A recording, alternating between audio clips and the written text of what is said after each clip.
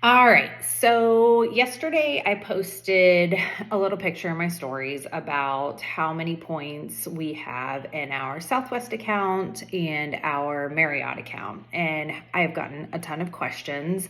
How do we do this? It's a lot of research, honestly, and making sure that we can do everything in the best way possible to maximize our point value and meet the needs of our family, which is a family of 5 who often travel together. So I'm going to do a quick snippet for you guys just on airlines and how to benefit best there. So first and foremost, you have to think about where it is that you live, where your home airport is, and where you intend to go mostly. Are you going to go East Coast? Are you going East Coast to West Coast? Are you in Atlanta, where Delta is based? Are you in Charlotte, where American Airlines is based? Jacksonville, our flights are awful, to be honest. So, this takes some strategy for me. Ultimately, I landed on Southwest because every person in our flight group gets 2 bags fly free. A lot of times when you use points with airlines that charge baggage fee, it's often just for the card holder, not for all the people in your party.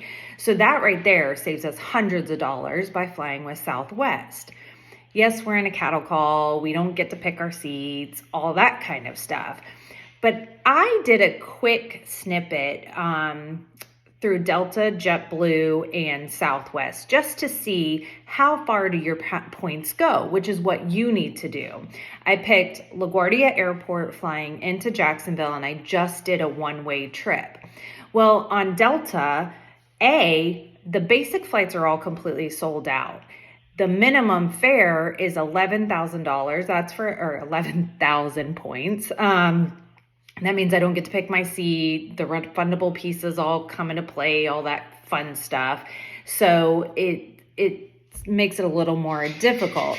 But reasonably, the other ones are $18,000 points. But they go up as high as, say, 30,000 points if you want to actually pick your seat and things like that. Otherwise, you have to wait till you get to the gate, then go from there, and then they'll assign your seats, blah, blah, blah. Well, Southwest, I already have to do that. At least I get a group number and we can hopefully all walk in together and sit together, or try to. So on Southwest, for instance, that same flight I can get for as little as 8,600 points, or 19,000 is the highest one.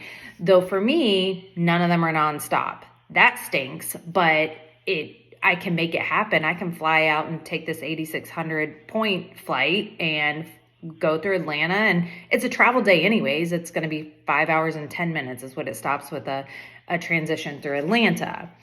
JetBlue is also one that I like. I don't know much about their points or their credit card and how well they do there.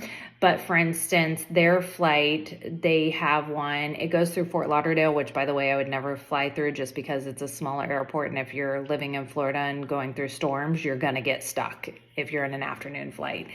Theirs go as low as 9,800 points, but as high as 27,500. So as you can see, right off the bat, Southwest has them beat by a lot. You can get the wanna getaway flights and go from there.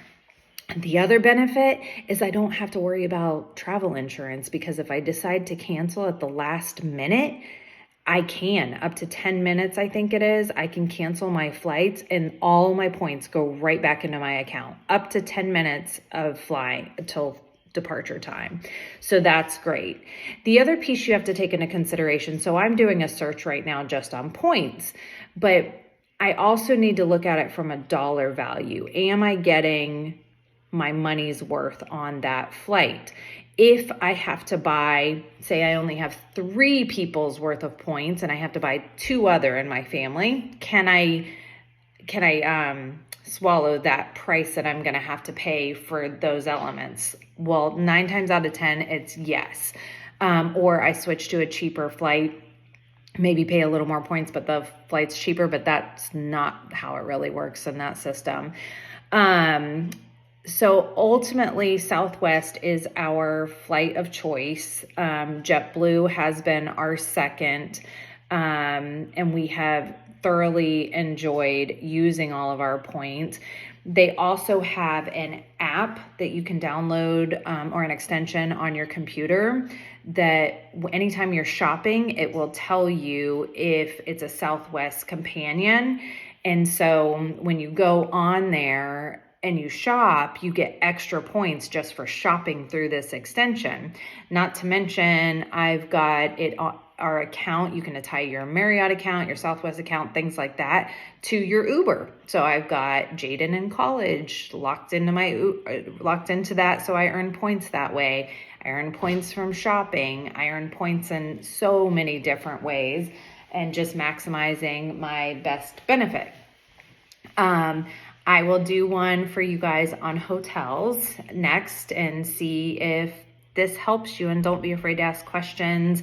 It's a lot of research. You got to find what's best for you. And if you do decide to go with Southwest, please reach out to me or Marriott, because I can send you a link to go on there and get some extra points. With both of those. A lot of times that's the other benefit. They front load you with points. So you almost get a free flight or a free hotel, whatever it is, right off the bat. Oh, the other big key item is that using a card that is just generic and general, so you could purchase tickets to something, a concert, you can buy flights with Delta, JetBlue, whoever it is, or you can pick a hotel, often do not take you nearly as far as when you're saying, I am attached to you, Southwest. I am attached to you, Marriott. So it's super helpful. I hope you found this little short tutorial informational and helpful for you. Again, ask any question. I'm here to help. I don't get anything from this. I just love to help people and share the wealth of knowledge. So sorry it was a long video, but hope you enjoy. Bye, guys.